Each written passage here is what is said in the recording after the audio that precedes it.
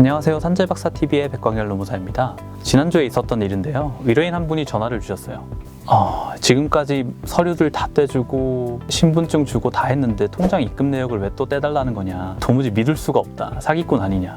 이런 분들도 계셨고, 제 신분증을 달라고 하면서 도저히 믿을 수가 없으니까 경찰이 신원조회를 한번 해봐야겠다라고 계시는 분들도 계세요. 네, 저 노무사 맞습니다. 사기꾼 아니고요. 저희가 의뢰인분들을 자꾸 귀찮게 전화드리고 무슨 서류가 필요하다, 이런 거 필요하다라고 하는 이유가 있습니다. 오늘은 저희 노무사들이 의뢰인분들을 왜 자꾸 귀찮게 구는지 그 이유에 대해 한번 알아보겠습니다.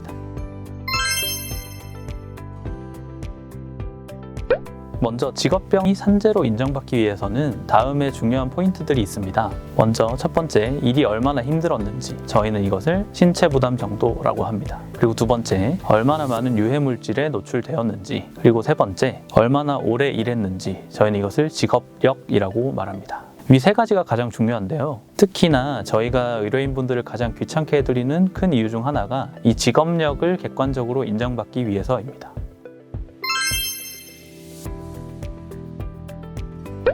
그렇다면 직업력 입증은 왜 중요할까요? 직업병은 짧은 기간에 강도 높은 일을 했다거나 유해물질에 노출되었다고 해서 산재로 인정받는 것이 아니기 때문입니다. 무릎, 허리, 어깨 등 근골격계 질병의 경우에도 최소 8년 이상은 강도 높은 육체노동 수행을 했다고 인정받은 경우에 산재 인정의 확률이 있으며, 숨쉬기가 힘든 만성 폐쇄성 폐질환의 경우에는 분진이 많이 날리는 사업장에서 20년 이상, 그도 아니라면 밀폐된 공간에서 10년 이상 근무한 이력이 확인되어야 산재에 승인될 수 있습니다. 그리고 위암, 폐암 등 직업성 암의 경우에도 몇 년은 일해야 된다라고 구체적으로 정해진 바는 없지만 수년 이상 유해물질에 고농도로 노출되어야 산재로 인정되고 있는 것이 지금 근로복지공단의 판정 경향입니다. 따라서 일이 아무리 힘들고 유해물질에 다양하게 노출되었다고 하더라도 일정 기간 이상 일을 한 사실이 객관적으로 인정이 되어야 산재로 인정받을 수 있기 때문에 저희가 직업력 인정을 위해서 여러 가지 자료를 요청드리는 것입니다.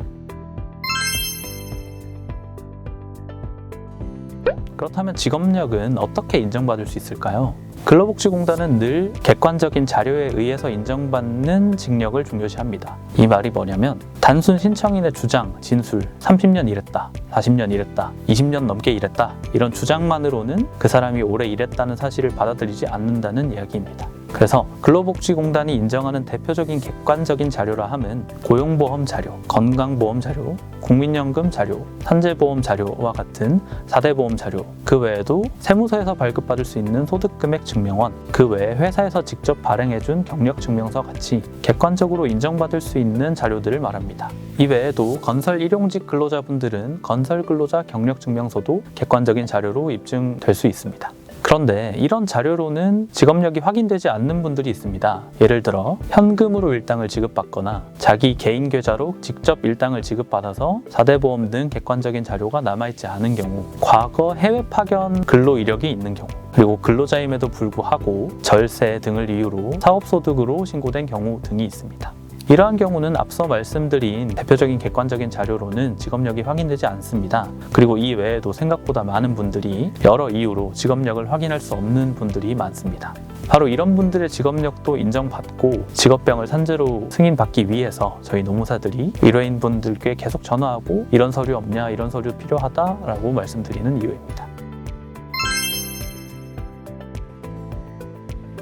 그렇다면 어떤 자료가 직업력을 인정받는 데 도움이 될까요? 대표적으로 영상 시작할 때 말씀드린 통장 입금 내역이 있습니다. 근무한 직장으로부터 주기적으로 또는 당일 일당이 개인 계좌로 입금된 내역이 있다면 실제로 일을 했다는 증거로 인정받을 수 있습니다.